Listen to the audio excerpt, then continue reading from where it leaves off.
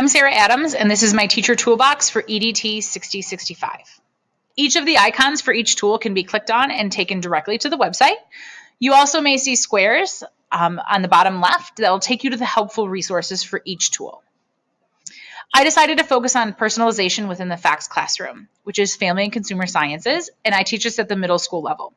We cover nutrition and wellness, consumerism, and sewing.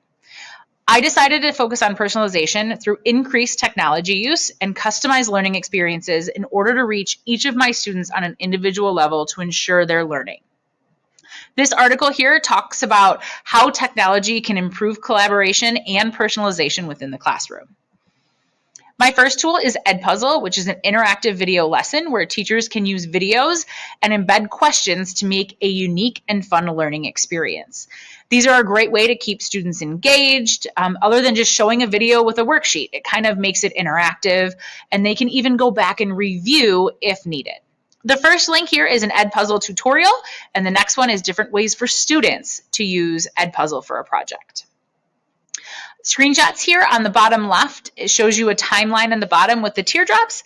That shows you what it looks like as you're creating videos to show where the students will be stopping for the questions or review. And then this is a behind the scenes of what it looks like for the teachers when they are grading the students.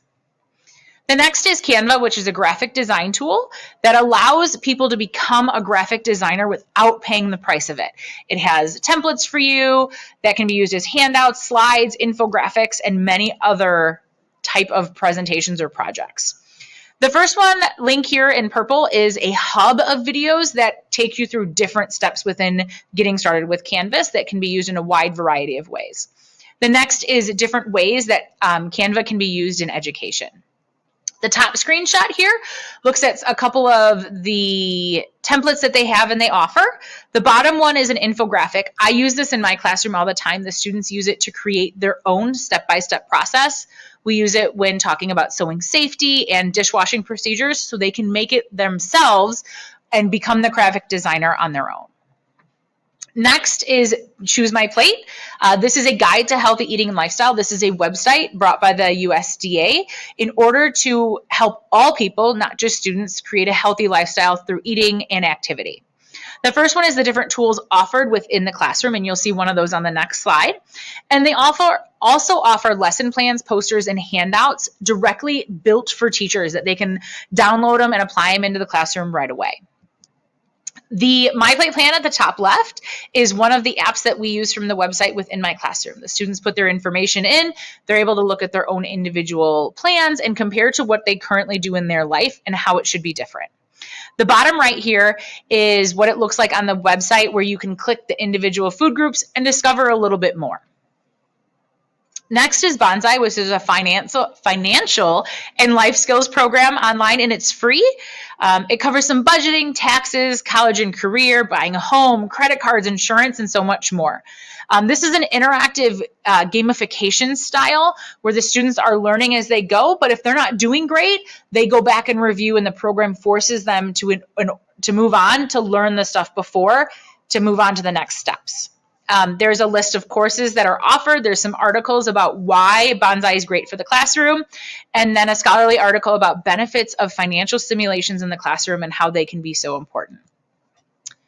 Within my classroom, these are some examples. The bottom right is the simulations. They get a paycheck and they have to move that money around, and it walks them through that process. And then the behind the scenes aspect, you can see where they're at, where they're achieving, and I can see their individual personalized levels.